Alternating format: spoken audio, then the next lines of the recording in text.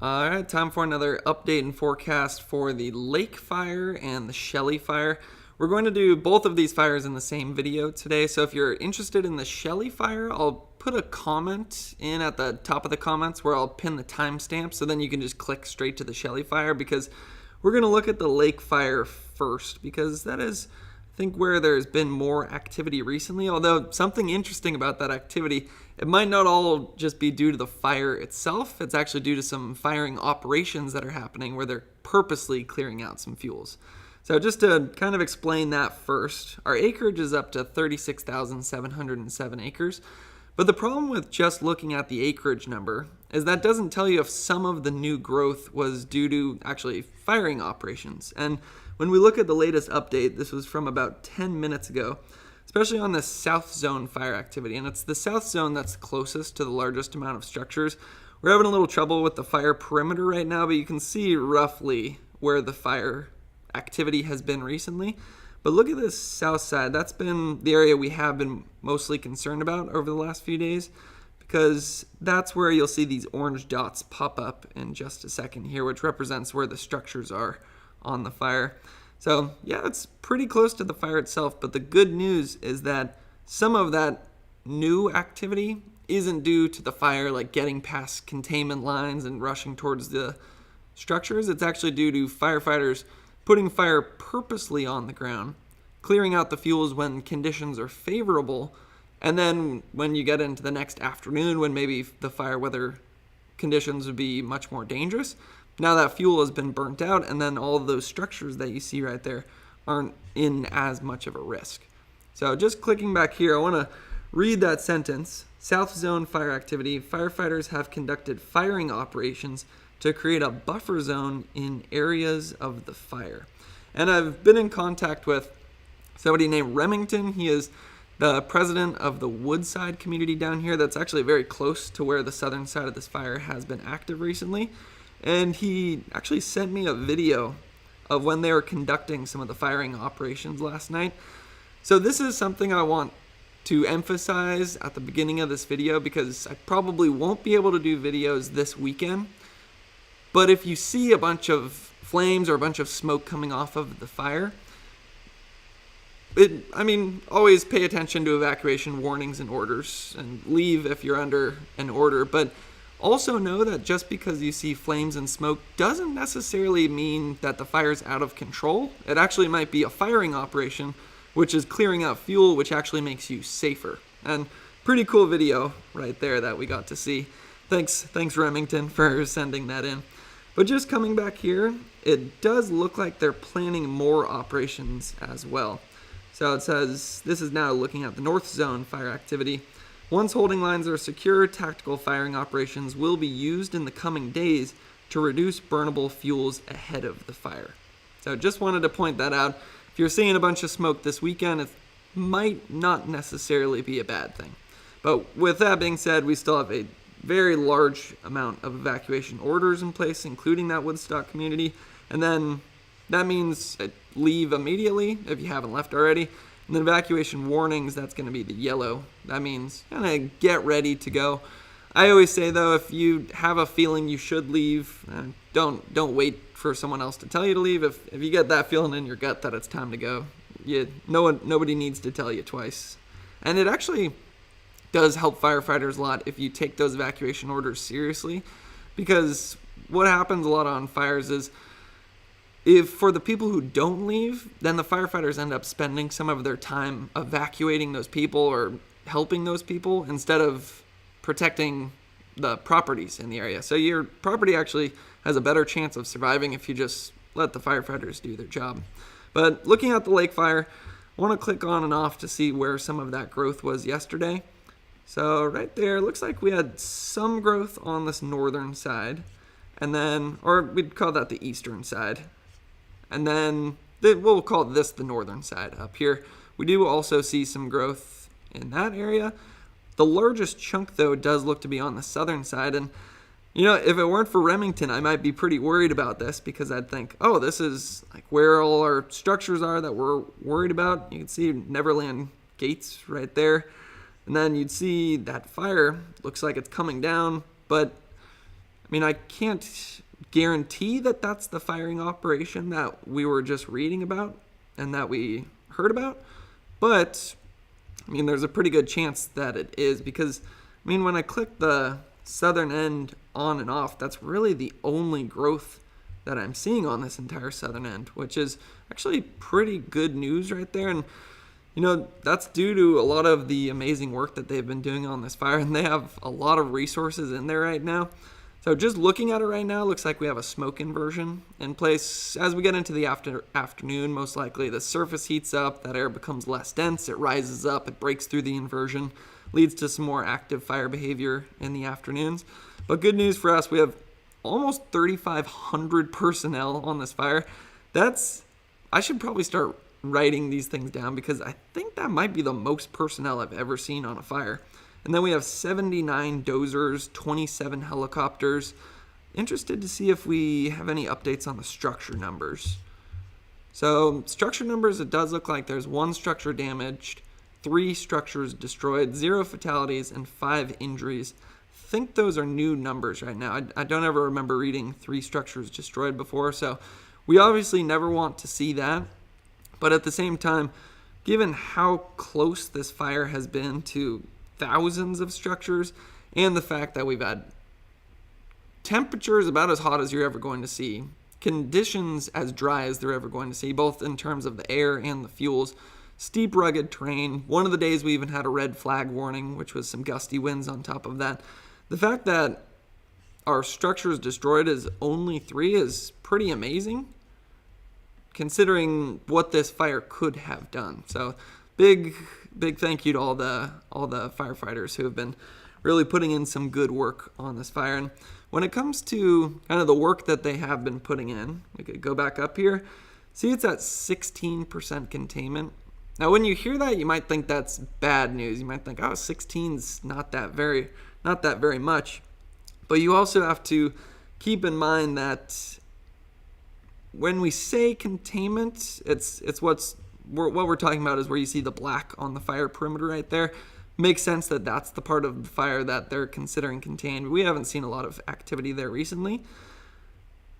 So we're not counting any part of this fire perimeter that you see in red as contained. But then if you look at some of these lines that they've put in, they've like, I don't want to call it contained, but they've cleared out a lot of fuel between the fire and our communities. So you imagine if this fire kind of creeps down right here, what those X's represent is dozer line. So then when the fuels have been cleared out there, the fire would bump into it, then there's no more fuel, so then it would hopefully stop right there. And then even if, let's say, some winds were to pick up a burning ember, toss it over that line, well, then they have a secondary line right there. And you can see they just crisscross all over the place on the southern edge, dividing the fire itself from the communities. And I mean, the fire triangle is like what you need for combustion to occur is heat, oxygen, and fuel. So heat, the fire is supplying that.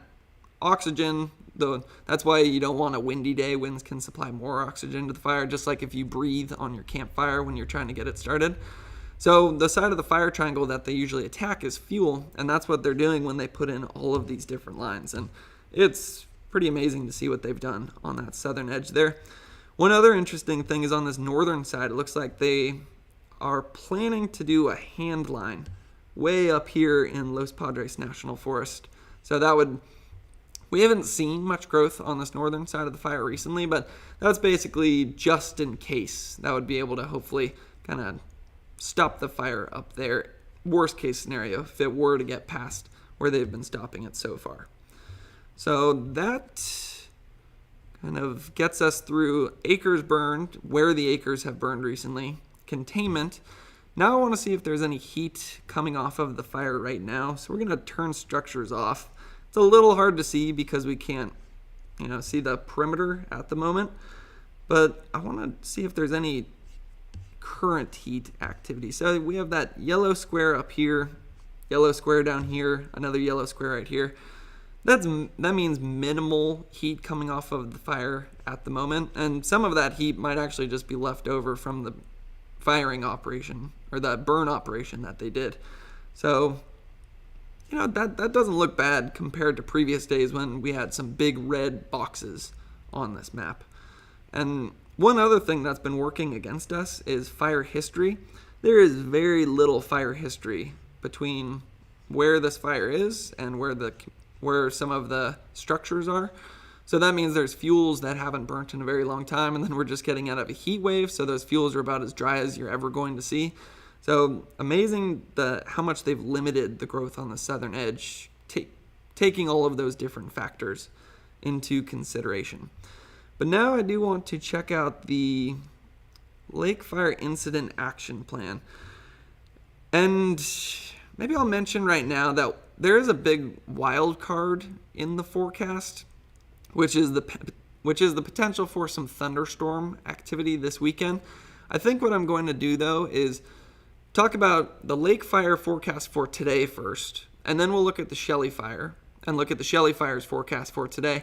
And then at the end of the video, we'll go over the thunderstorm potential that we have out there for the weekend. So we'll kind of look at the acreage burn that has happened in the past, then we'll look at the present, counting today, and then at the end of this video, we'll talk about the thunderstorms, and I'll put in a timestamp in the comments. So if you're interested in that, you could click directly to that as well.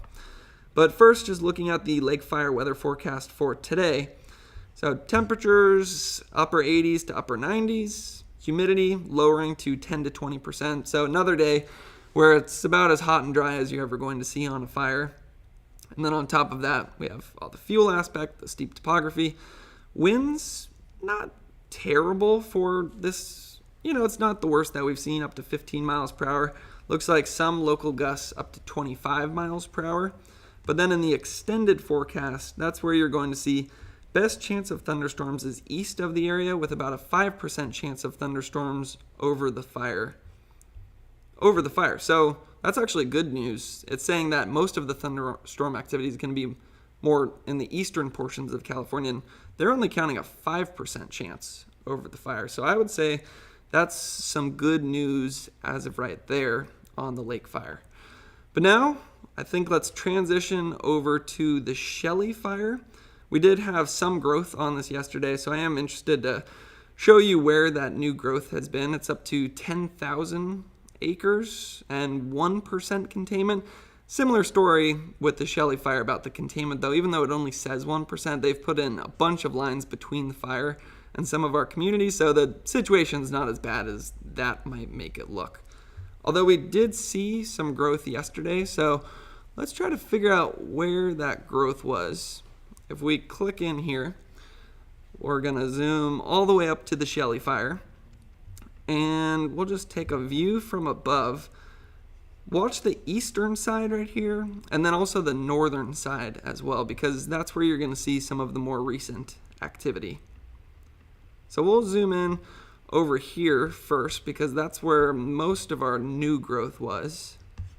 And you'll be able to see, yeah, it looks like right there, that fire is now going to be going downhill, and fire doesn't go as quick, doesn't spread as rapidly when it's going downhill, but it does look like there's a large amount of fuel right there.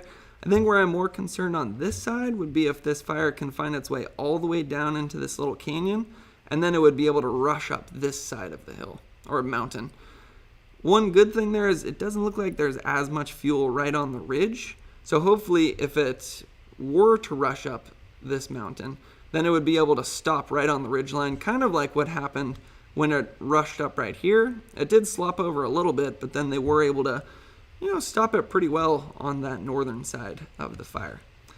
Now, the part of this fire that we've been kind of the most worried about recently, let's orient ourselves towards north, is this eastern edge, because that is where the largest amount of structures are. Just pointing that out on CalTopo. Let's click on structures there. And where you see the red stars, that is where there's been some more recent fire activity, some more heat coming off of the fire. And all those orange dots are going to be where our structures are. So coming back into Google Earth, we've got Greenview right there. And we did actually see some growth on this side of the fire yesterday. So let's now kind of zoom in over here and click it on and off from our most recent mapping. and you'll be able to see where that growth was. If we back up a little bit, you can see Kidder Creek Adventure Camp down there, and then where some of that new growth was, we could actually measure that. Let's go from where that perimeter is down to Kidder Creek Adventure Camp. That's now less than a mile, so that is pretty close. A little concerning, but the good news, I'll show where they've put in some lines in the past, and what they were talking about is that they are going direct on this side of the fire. So it's not like they're just putting in lines back here and then waiting for the fire to burn itself into those lines. They're actually going head on the fire, and then they also have built in lines behind it, so then they can fall back to those lines if, the fire gets out of control a little bit. Now, I would say this is probably the part of the fire that I'm the most concerned about today, just because it looks like we're almost to the bottom where you see the lower elevation right here. And then the fire, if it establishes itself on this side of the mountain, then it would now have topography working in its favor for being able to just rush up this slope right here, because it preheats the fuels above the flames, and then by the time the flames get to those fuels, the moisture's already been evaporated out of them, and then it's able to just quickly rush up. So I'm going to be watching that closely this weekend, but again, with all of that being said, now would be a good time to show how many resources we have on this fire. 2,752 personnel, 28 helicopters, 200 engines, 58 dozers. And if we look at some of the work that they've been doing, even though it says only 1% containment, and that's on the northern side of the fire right here, if we zoom in, you can see those X's just crossed all over the place, and those represent the dozer lines. So, for example, where we've seen some of the more recent growth recently, if we look in there, you can just see those X, I don't know exact, we could just call those dozer lines. Just know that the X is right there. That's what that represents. They're just all over the place. So even if, let's say, the fire were to come down to that one, then you have another one behind that, and then you have another one behind that, and then they've even been putting them way out here and near Courts Valley Road or Old English Road, way up here, with another mixed construction line planned far to the north of the fire.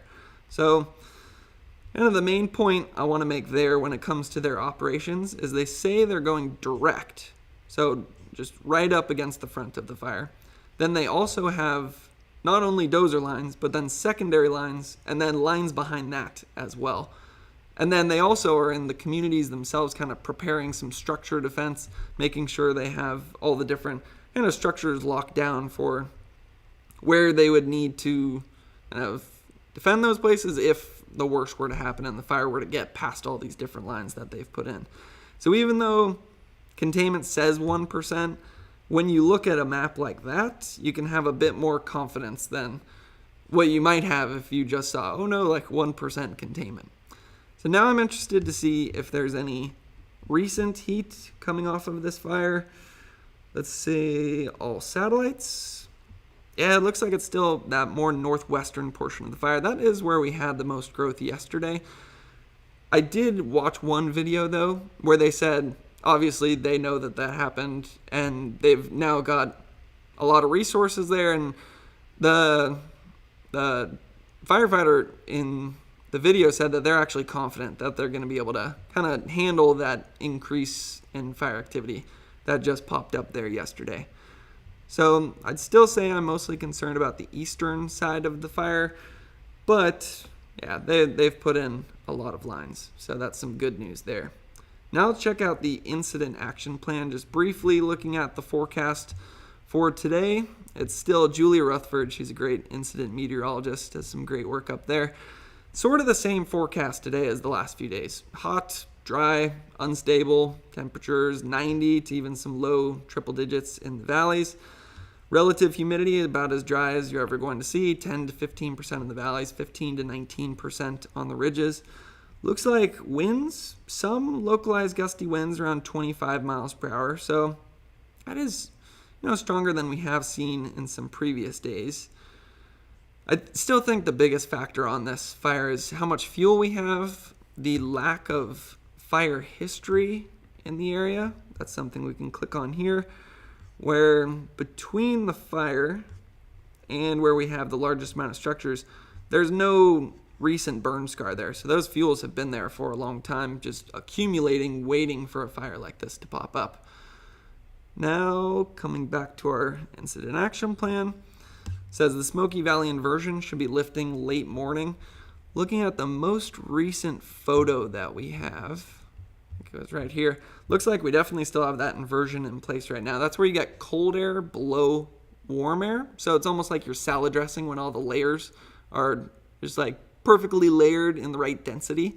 And then what happens is when the surface heats up in the afternoon, that warm air becomes less dense and it wants to rise up. And that's almost like shaking your salad dressing where everything starts mixing. You get more wind coming into the fire, which provides more oxygen. And then that can lead to an increase in fire activity for those reasons. Now coming back here, let's see.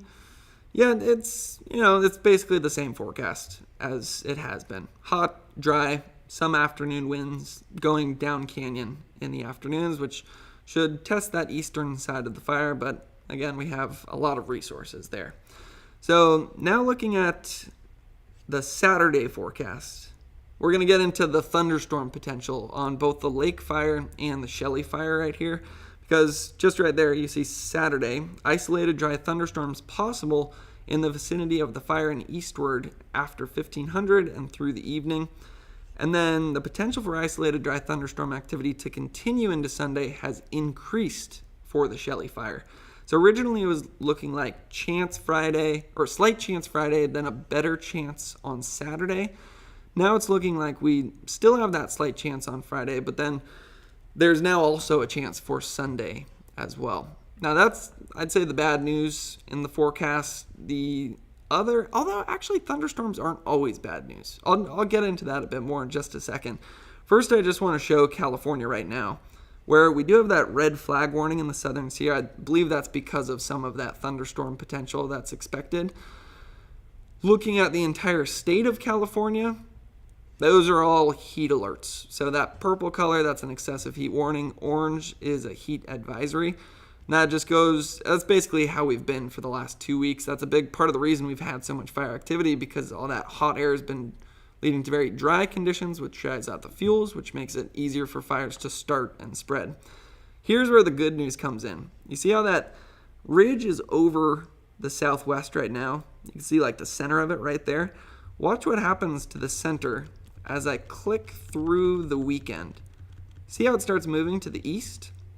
Then as we get into the start of next week, now the center is way over here, and California is finally going to start cooling down. So this heat wave that's been quite prolonged will finally be coming to an end, and I'm definitely happy to say that.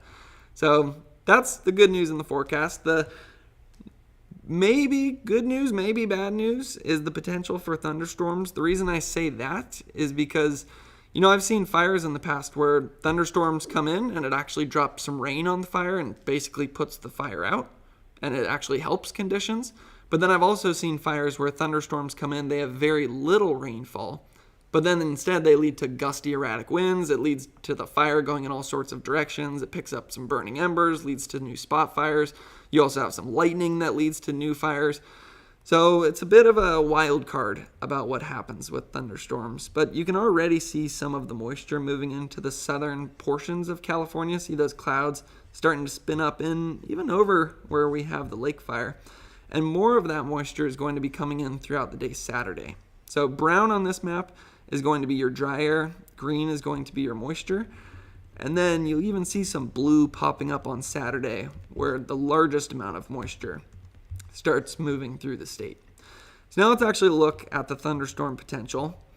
Thunderstorm activity usually does pick up in the afternoon. Interesting to see some around the Santa Barbara area, which is near the lake fire, but I trust the incident meteorologist down there who says just a 5% chance. So that's Friday. Most of the thunderstorm potential still looks to be down in Southern California. Then if we click through Saturday afternoon, that's where our greatest thunderstorm potential is going to be across the state.